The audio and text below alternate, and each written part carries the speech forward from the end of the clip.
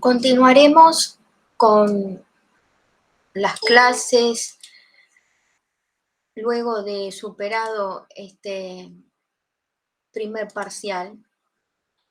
Ya en el módulo 2 compartí con ustedes dos publicaciones relacionadas con el derecho colectivo del trabajo, introducción al derecho colectivo del trabajo, la clasificación de asociaciones sindicales y la presentación de las normativas.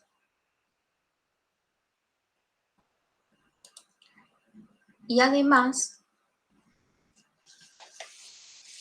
continuaremos con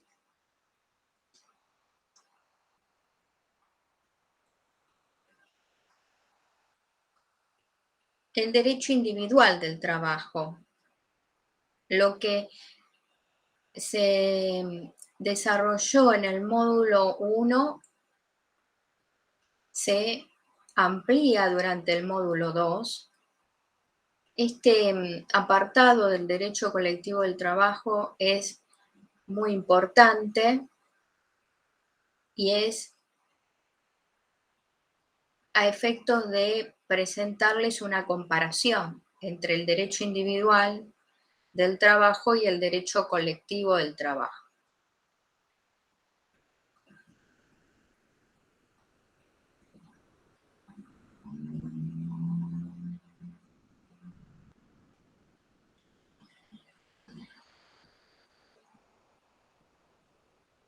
Tutela judicial efectiva. La tutela judicial efectiva es un derecho humano fundamental de naturaleza constitucional y supranacional. Artículo 10 de la Declaración Universal de Derechos Humanos. Artículo 18 de la Declaración Americana de Derechos Humanos. Del Pacto Internacional de Derechos Civiles y Políticos. Artículo 2, inciso 3. Artículo 8 del Pacto de San José de Costa Rica. Artículos 14, 16, 18, 43 y 75, inciso 22 de la Constitución Nacional.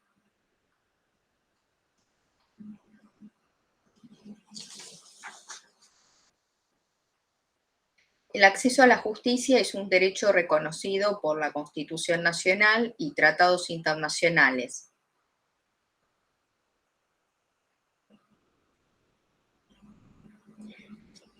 Las reglas de Brasilia definen a los grupos vulnerables como aquellas personas que por razón de su edad, estado físico, mental o por circunstancias sociales, económicas, étnicas y o culturales encuentran especiales dificultades para ejercer con plenitud ante el sistema de justicia los derechos reconocidos por el ordenamiento jurídico.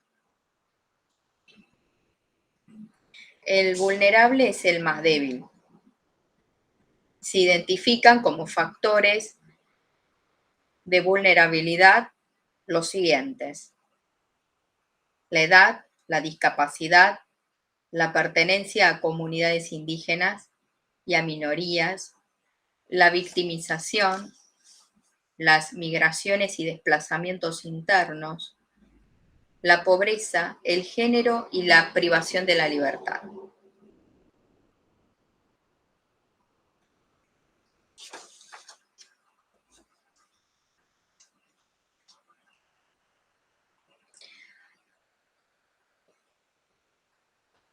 Existen diferentes métodos de resolución de conflictos. Las personas pueden negociar, de hecho lo hacen, e intentan conciliar y llegar eventualmente a un acuerdo, a una salida extrajudicial. Y durante el proceso laboral, hasta antes del dictado de la sentencia, las partes intentarán llegar a un acuerdo razonable.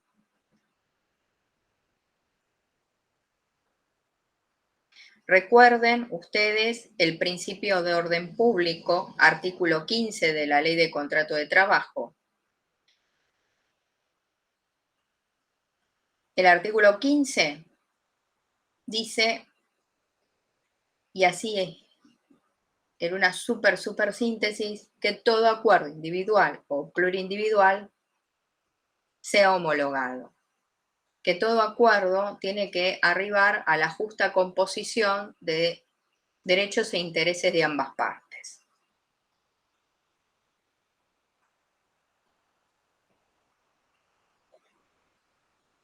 La negociación, la conciliación y el arbitraje son métodos alternativos diferentes al proceso judicial. Son relativamente económicos, más ágiles. La conciliación laboral es un método no adversarial, ya que se caracteriza por la autocomposición del conflicto. La conciliación y la mediación son métodos no adversariales. En las tratativas, los protagonistas son llamados requirientes y requeridos. Con la intervención de un tercero, neutral y facilitador, con la implementación de técnicas de negociación que él conoce. En nuestro país, la conciliación versa sobre asuntos de índole laboral y el conciliador puede proponer fórmulas de acuerdo.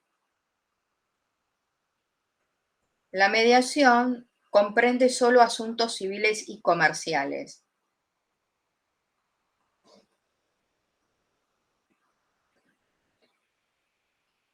El mediador no puede proponer fórmulas de acuerdo y se vale de técnicas,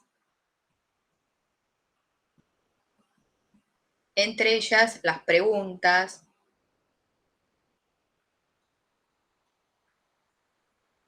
y el arbitraje tiene naturaleza convencional.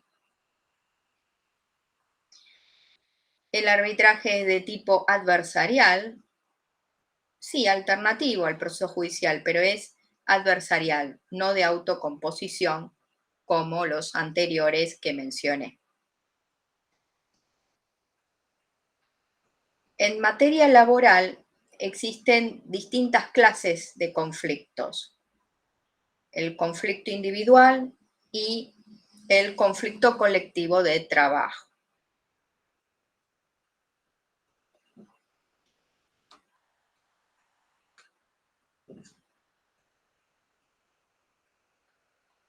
El conciliador tiene un plazo para lograr su cometido a partir de la primera audiencia. Hay distintas hipótesis que uno tiene que considerar. En principio, las partes pueden solicitar una prórroga.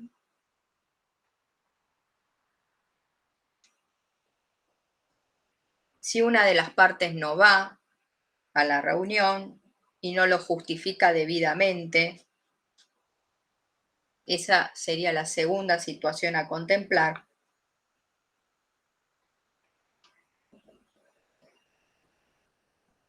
En el caso donde el empleador no cumpla con el acuerdo homologado, este puede ser ejecutado ante los juzgados nacionales de primera instancia del trabajo por el procedimiento de ejecución de sentencia, así regulado por una ley de procedimiento.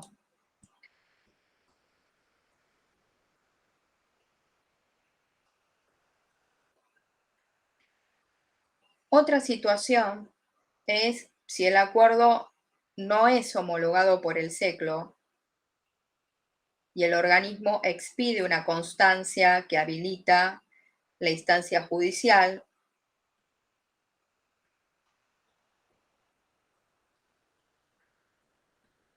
puede que el ministerio considere que el acuerdo debe ser modificado y lo remite nuevamente al conciliador para que lo reformule. Y la quinta situación, entonces, a contemplar es la siguiente, que el conciliador fracase en sus intentos de arrimar a las partes y se encuentra facultado a proponerles el arbitraje.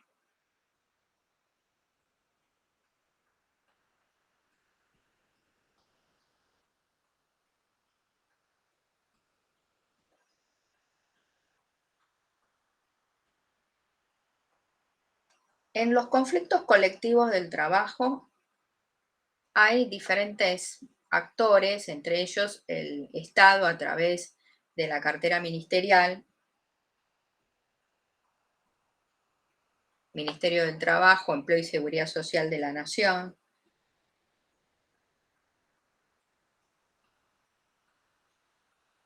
asociaciones sindicales con y sin personería gremial, trabajadores afiliados y no afiliados también, las cámaras empresariales, el empleador, empresa.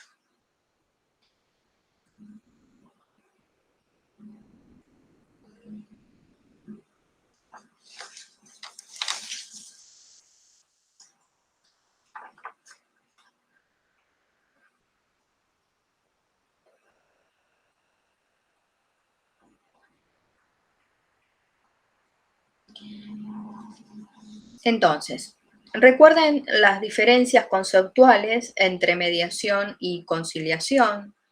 Todo esto que pueda ir posible que puede ocurrir en una conciliación.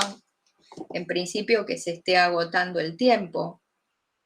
El conciliador tiene un plazo para lograr su cometido y entonces, estando a vísperas del agotamiento de ese plazo, las partes pueden acordar o solicitar una prórroga, que una de las partes no vaya a la conciliación y lo justifique o no lo justifique, y en ese caso corresponde aplicarle una multa,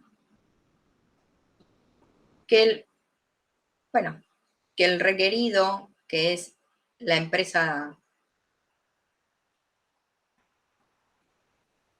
o el ex empleador, como ustedes quieran decirle, es el requerido en el procedimiento de conciliación, no cumpla con el acuerdo homologado y entonces, ¿qué puede hacer el trabajador? Es decir, el trabajador despedido que se ha visto en iniciar este procedimiento de conciliación previa obligatoria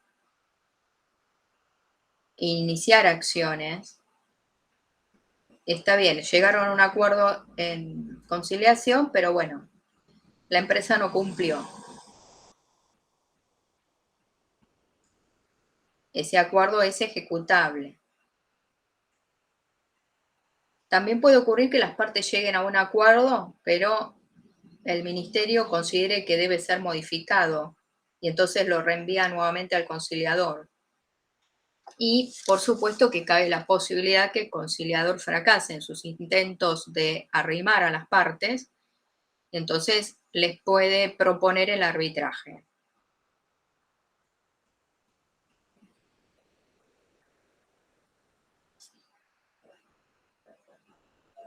Supongan que no quieren ir al arbitraje, bueno, directamente ya con el acta de cierre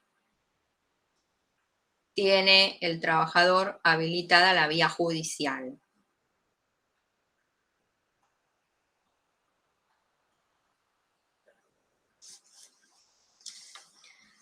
Y como les decía, hasta que no se haya dictado sentencia en ese expediente, las partes pueden continuar en tratativas y por lo menos intentar conciliar y llegar a un acuerdo.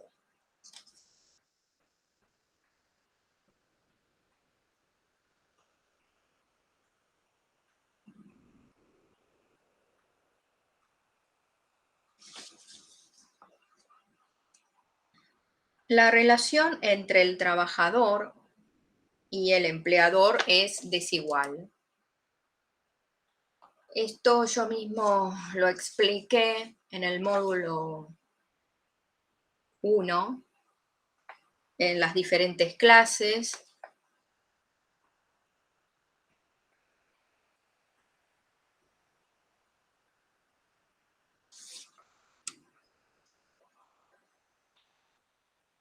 Y esa relación desigual tampoco varía en el contexto de un proceso laboral. El contrato que regula esta ley, es decir, la ley de contrato de trabajo, el régimen general, tiene por objeto la actividad productiva y creadora del hombre en sí. Me remito entonces a la ley de contrato de trabajo 20.744. Solo luego de ello habrá de entenderse que media entre las partes una relación de intercambio y un fin económico. Va implícito en ello la subordinación de la economía al derecho y de allí mismo que no se vacila en consignar además que las desigualdades que se crean y consagran por la ley constituyen una forma de compensar las desigualdades que de por sí se dan en la relación objeto de regulación, a la igualdad de las partes que suponen otras regulaciones de figuras contractuales. Opone la presente la realidad de una desigualdad que la ley intenta corregir. Este párrafo es de la exposición de motivos de la Ley de Contrato de Trabajo. Los créditos laborales tienen naturaleza alimentaria y el principio protectorio sigue vigente gracias al acceso a la jurisdicción y a la administración de justicia también. Sí. La gratuidad es un principio del derecho laboral y ustedes pueden encontrar este principio contenido en el artículo 20 de la Ley de Contrato de Trabajo.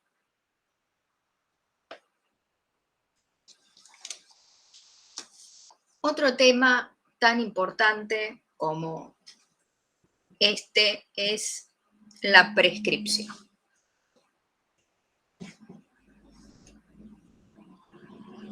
Tras la lectura de jurisprudencia relacionada con la prescripción,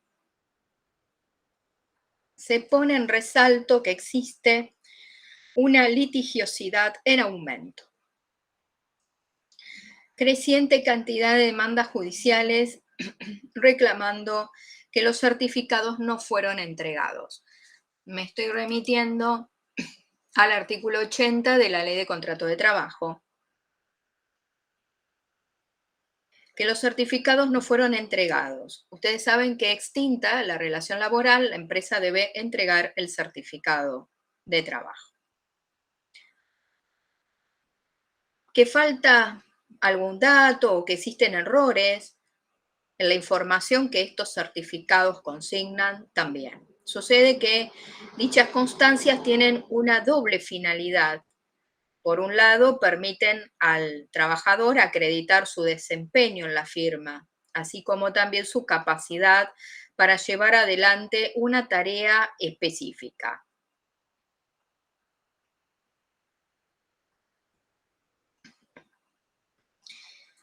Le cito a Albornoz Sebastián: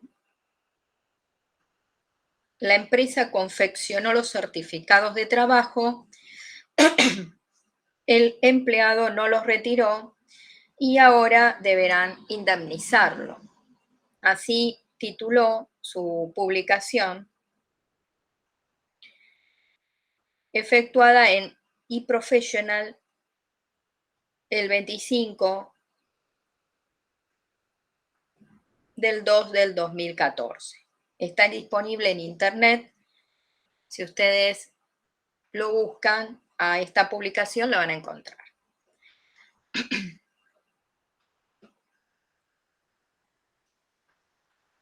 Santos Pablo Marcelo contra Establecimiento Gráfico Impresores Sociedad Anónima sobre despido del año 2013, de la Sala 7. El empleador cumple en tiempo oportuno, conforme las normativas aplicables, con la puesta a disposición de dichas certificaciones.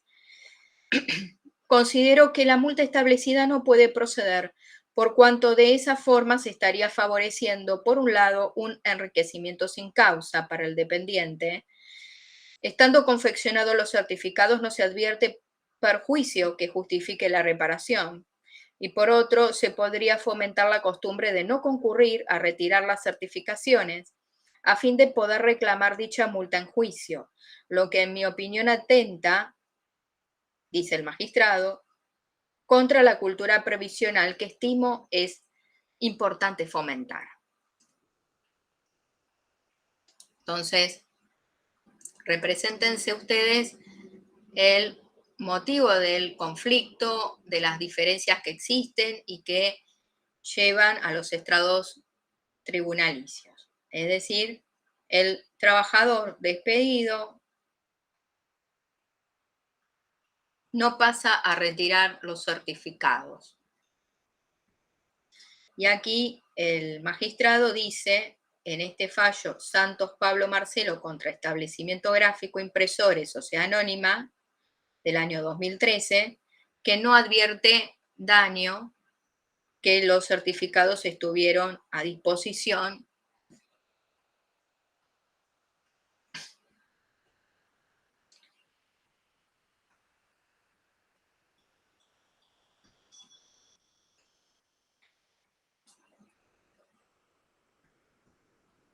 Brunengo sostuvo en este mismo caso que si admitiéramos como válida la excusa del empleador de que puso a disposición las certificaciones y éste no concurrió a buscarlas, caería en el absurdo de transferirle a éste la carga de la prueba, obligándolo a demostrar que se presentó a recibirlas y le fueron negadas para efectivizar la sanción, lo que constituye un absurdo. Este argumento lo hemos reiterado hasta el cansancio. Fíjense la creciente cantidad de demandas relacionadas solo con la entrega o la no entrega o las deficiencias en el armado de los certificados. Y estoy buscando, para que ustedes lo vean por pantalla, y ustedes mismos deben hacerlo, buscar el artículo 80 de la Ley de Contrato de Trabajo.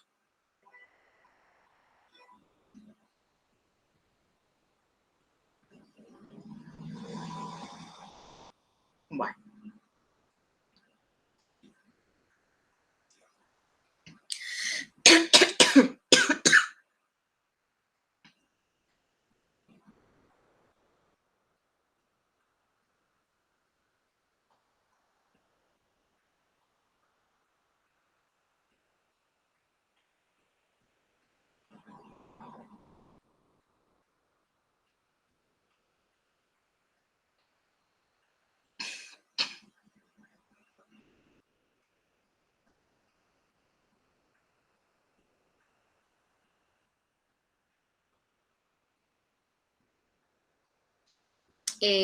Artículo 88, perdón. Artículo 88. La obligación de ingresar los fondos de la seguridad social por parte del empleador y los sindicales a su cargo, ya sea como obligado directo o como agente de retención, configurará asimismo una obligación contractual. El empleador, por su parte, deberá dar al trabajador, cuando éste lo requiera, durante el tiempo de la relación o a la época de su extinción, constancia documentada de ello.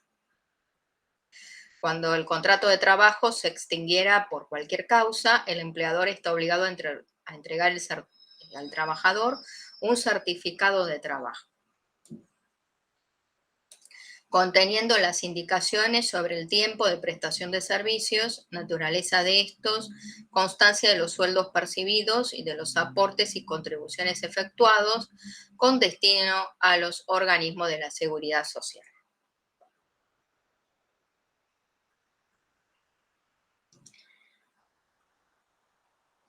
Artículo 88 de la Ley de Contrato de Trabajo.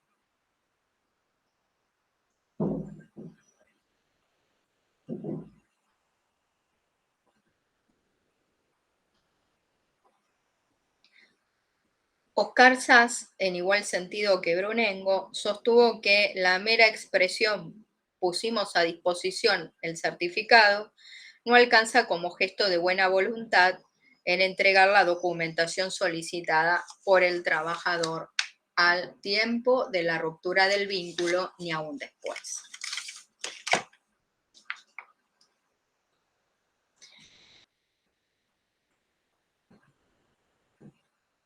Es la empleadora quien debe demostrar la no concurrencia del trabajador para reclamar el certificado,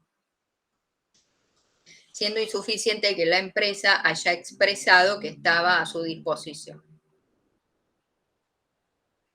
Entonces, cuando se llega a la instancia de juicio, no basta con decir lo pusimos a su disposición. ¿Por qué? Porque la opción sería trasladarle la carga de la prueba al trabajador. Recuerden ustedes este principio protectorio. Además, se entiende que durante la relación laboral ya había desigualdad y durante el proceso laboral también. Entonces, la idea no es cargar al trabajador con la prueba, sino invertir la carga probatoria. Quien tiene que demostrar es la empresa. Está en mejor posición para hacerlo. Ese es el criterio.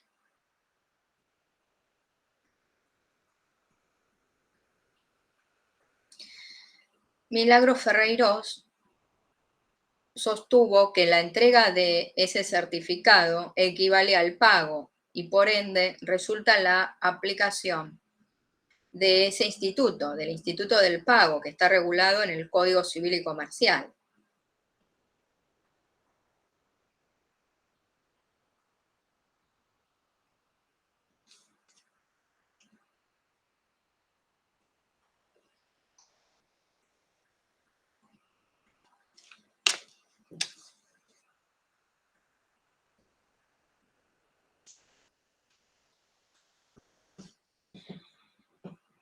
Ahora bien, ¿esta es una obligación contractual o no?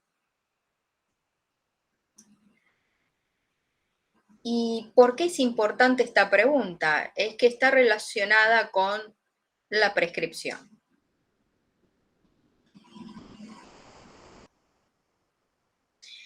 Si se sostiene que es una obligación contractual entregar este certificado, debe aplicarse la regla general de la prescripción y resulta la aplicación del artículo 256.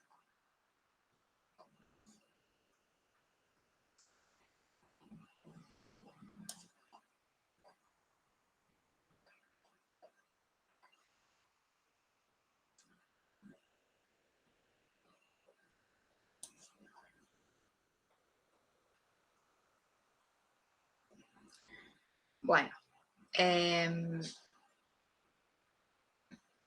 ahora les voy a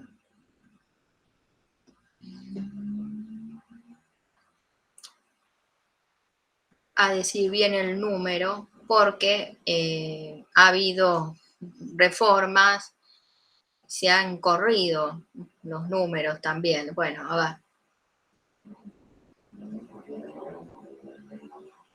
278.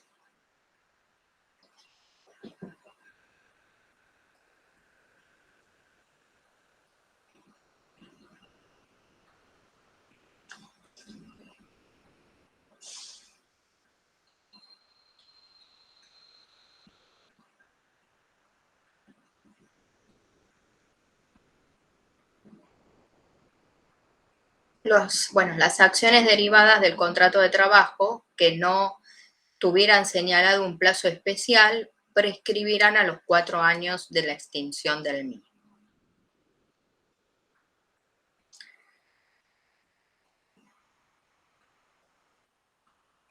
Igual plazo prescribirán los créditos por remuneraciones, debiendo computarse el mismo a partir del momento fijado por ley para su pago. Artículo 278, artículo 279. Ahora bien, las acciones provenientes de la responsabilidad por accidente de trabajo y enfermedades profesionales prescribirán a los 2 años, a contar desde la determinación de la incapacidad o el fallecimiento de la víctima.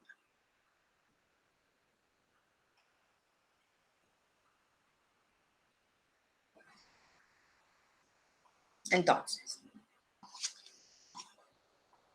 les cité los artículos 88, 278, 279, 280.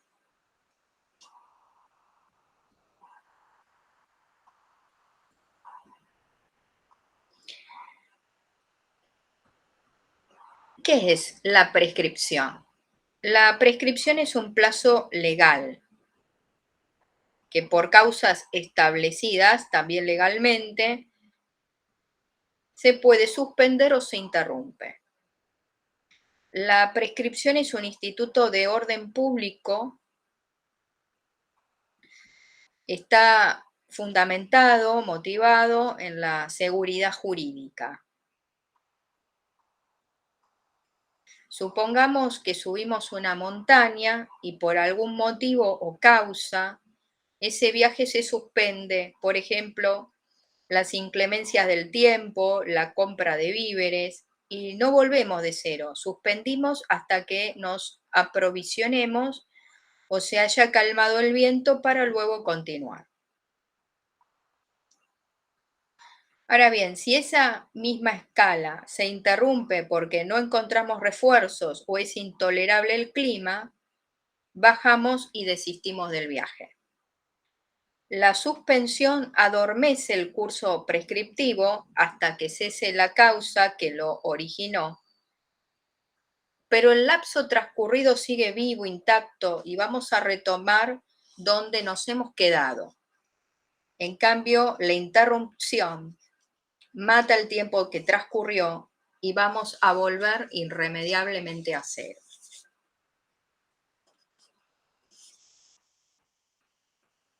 Artículo 281, por ejemplo.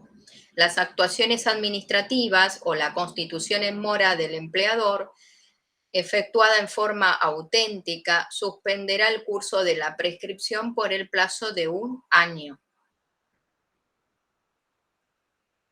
La suspensión proveniente de esta última forma podrá operarse por una sola vez. Novellino dijo que las gestiones administrativas son interruptivas siempre que se haya llevado a cabo ante la autoridad de aplicación. En materia salarial, diversos tribunales han resuelto que la reclamación administrativa interrumpe la prescripción de las acciones judiciales.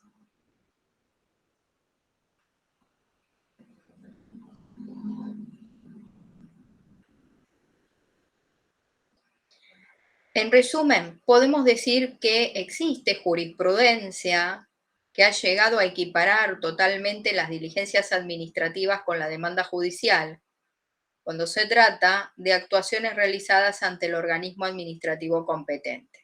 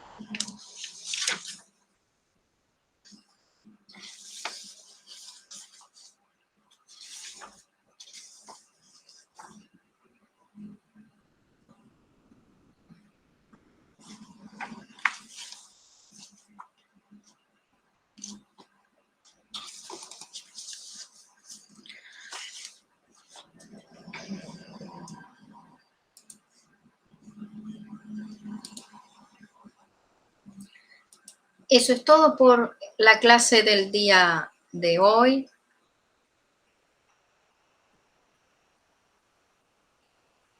El foro de consultas está permanentemente abierto.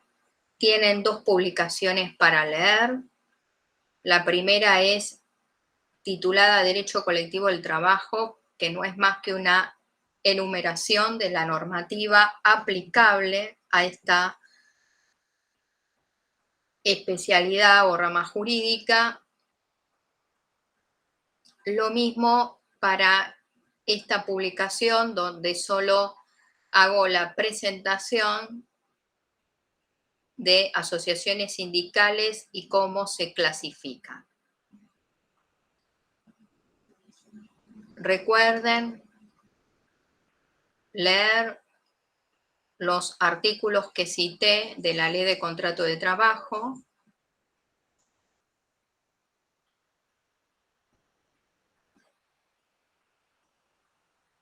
Y por supuesto, quedo a disposición para la atención de consulta.